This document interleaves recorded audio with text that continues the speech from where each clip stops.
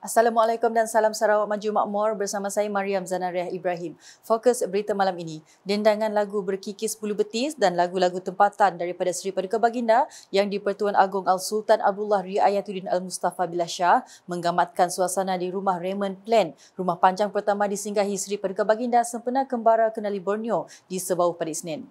Al-Sultan Abdullah berkenan menyanyikan lagu-lagu tersebut kepada para pengunjung dan penduduk rumah Raymond dalam persinggahan pertama Baginda di Rumah Panjang. Yang di-Pertuan Agong bertitah, Baginda amat tertarik dengan keluasan Sarawak termasuk konsep rumah panjang yang terdapat di negeri ini dan ingin membawa konsep rumah panjang tersebut untuk diaplikasikan di Pahang.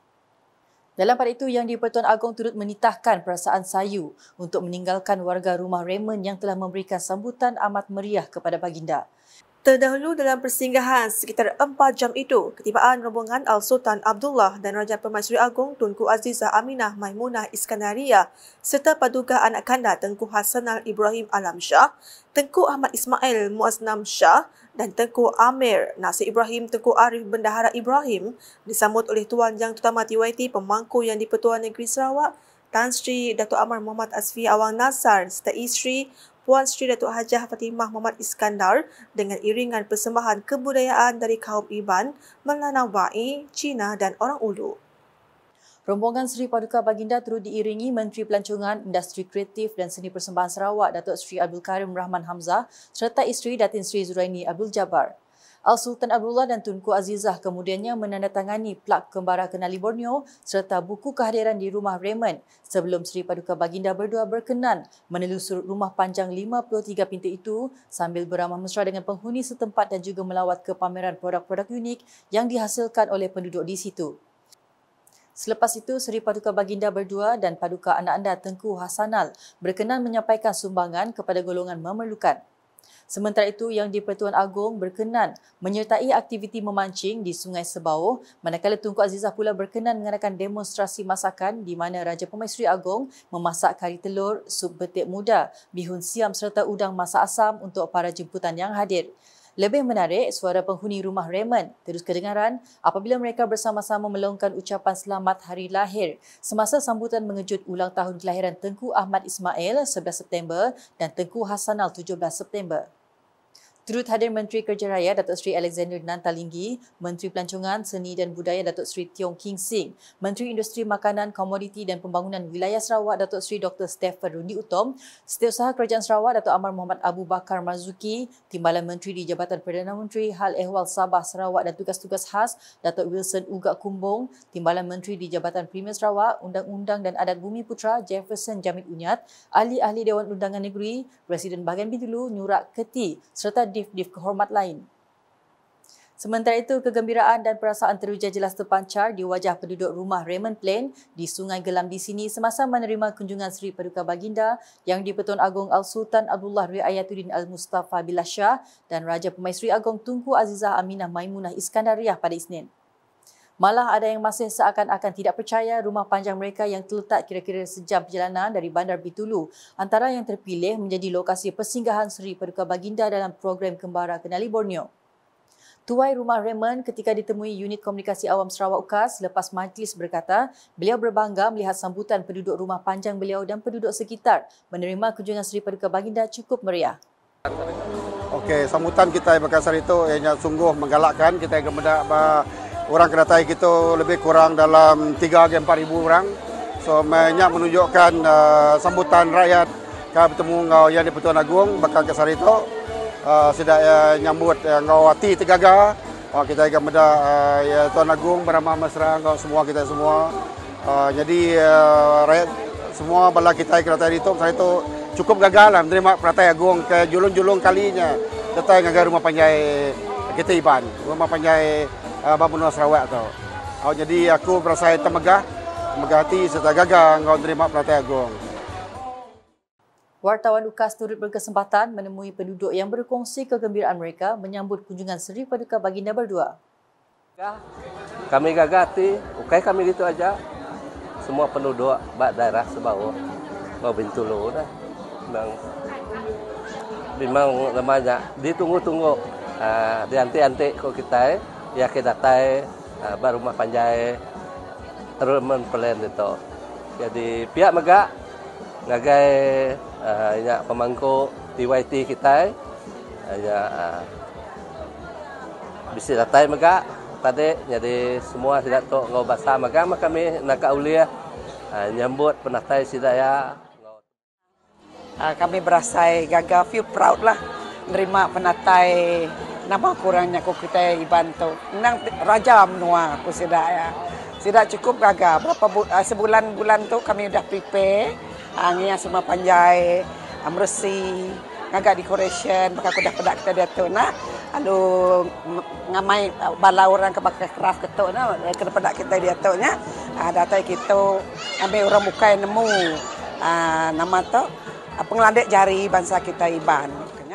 Mati labanda kala ama kita kliana ama pada keraja gagal mama nanti kita nak tahu baru ya nak nemu nama pengagal kami walaupun kami lelah kami tidak itu udah sebulan-bulan tu dah start murah pada dia confirm kita kami pada lo start ngadu ke rumah kami berasa gagati menerima penatai agung berumah panjai kami di tu laba kami cukup betua DTK agung laban pai kala temu aku babatang kamena badini menua Sarawak tu kami DTK agung lalu pihak megap rasai gagati maka sarito meda orang cukup mayuh datai berumah panjai kami di tu.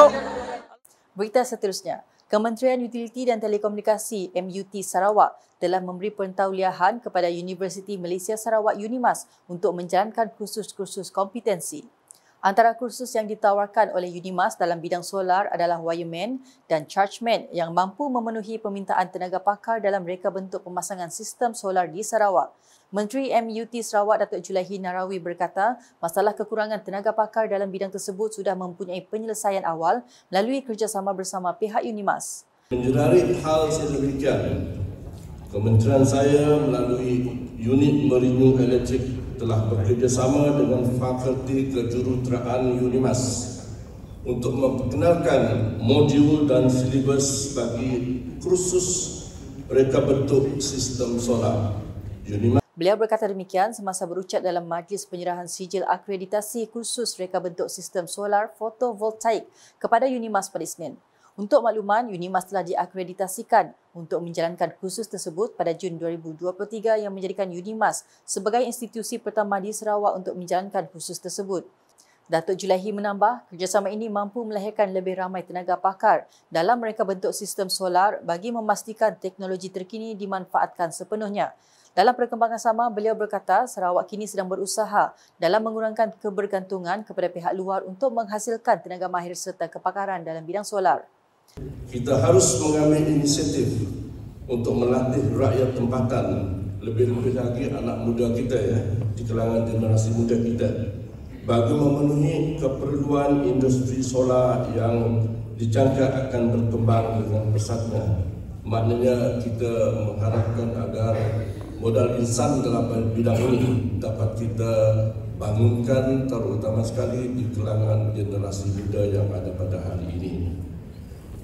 Di akhir ucapannya, beliau merakamkan terima kasih atas sokongan UNIMAS yang selarui dengan inisiatif Kerajaan Sarawak untuk menggalakkan penggunaan sumber solar sebagai tenaga boleh baru seperti yang digariskan di dalam Strategi Pembangunan Pasca COVID-19 2030 PCDS 2030. Selanjutnya, Kerajaan Sarawak terus mempertahankan hak kedaulatan dan keistimewaan negeri khususnya dalam pembangunan industri petroleum.